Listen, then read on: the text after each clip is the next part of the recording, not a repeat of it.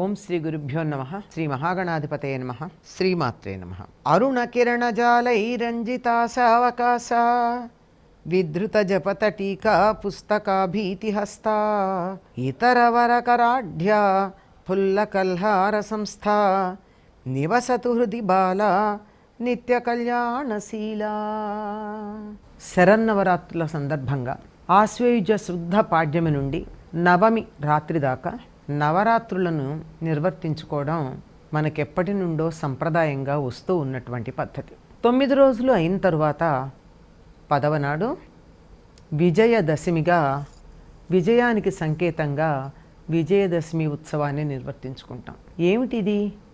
కారణం ఏమిటి అంటే, ఎప్పుడైతే దుష్ట రాక్షసులు భూమి మీద విజృంభించి దేవతలకు, మానవులకు, ఋషులకు అందరికీ బాధ కలిగిస్తూ ఉంటారో ఆ సమయంలో జగన్మాత తాను ఆవిర్భవించి సమూలంగా ఆ రాక్షస సంహారం చెయ్యాలి గనక ముందు తన సైన్యాన్ని పంపి ఆ రాక్షస సైన్యమంతా సంహరించబడిన తరువాత నేరుగా రాక్షస నాయకుణ్ణి తానే యుద్ధంలో మట్టు పెట్టడం జరుగుతుంది.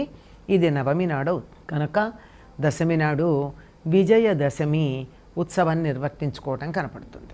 ఆ విధంగా చేసే సందర్భంలో అనేకమైనటువంటి కల్పాలలో, యుగాలలో అనేక మంది రాక్షసులు ఆవిర్భవించినప్పుడు ఆ జగన్మాత ఆ రాక్షసులు కోరినటువంటి కోరికలు, వాళ్ళు పొందినటువంటి వరాలు, వారు చేసిన తపస్సులు, వీటన్నింటి యొక్క సమాహార స్వరూపాన్ని చక్కగా ఒక్కచోట క్రోడీకరించి ఏ విధంగా అయితే వారు చనిపోతారో ఆలోచన చేసి తత్సంబంధమైనటువంటి రూపాన్ని తాను ధరించి రావడం జరుగుతుంది. అందువల్ల అమ్మవారి యొక్క రూపాలు మనకి అనేకానేకంగా కనపడతాయి.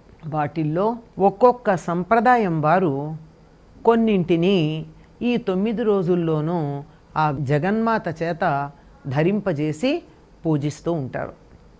అటువంటి వాటిల్లో ఉభయ తెలుగు రాష్ట్రాలకి చాలా ప్రధానంగా పరిగణించబడేటటువంటి విజయవాడ కనకదుర్గ, బెజవాడ కనకదుర్గ అన్న పేరుతో ఆవిడ్ని మనం పిలుచుకుంటూ ఉంటాం. అక్కడ ఉన్నటువంటి దానికి విజయవాటిక అనే పేరు కూడా ఉంది. ఇంద్రకీలాద్రి మీద ఆవిడ స్వయంభూగా అవతరించింది. అటువంటి అమ్మవారికి ఆగమశాస్త్ర పండితులు ఏ రూపాన్ని, ఏ అవతారాన్ని ఏ రోజు ధరింపచేస్తారో దానిని ఎక్కువ మంది పాటించటం అనేటటువంటి సంప్రదాయం మనకి కనపడుతూ ఉన్నది. కనుక అక్కడ దసరాలు ప్రారంభమయ్యేటటువంటి మొదటి రోజున కనకదుర్గాదేవికి బాలా త్రిపుర సుందరి అనేటటువంటి అవతారాన్ని ధరింపచేస్తారు. ఈవిడ త్రిపుర సుందరే. త్రిపుర సుందరి అంటే త్రిపురములలో ఉండేటటువంటి అందగత్తె. ఏమిటి త్రిపురాలు?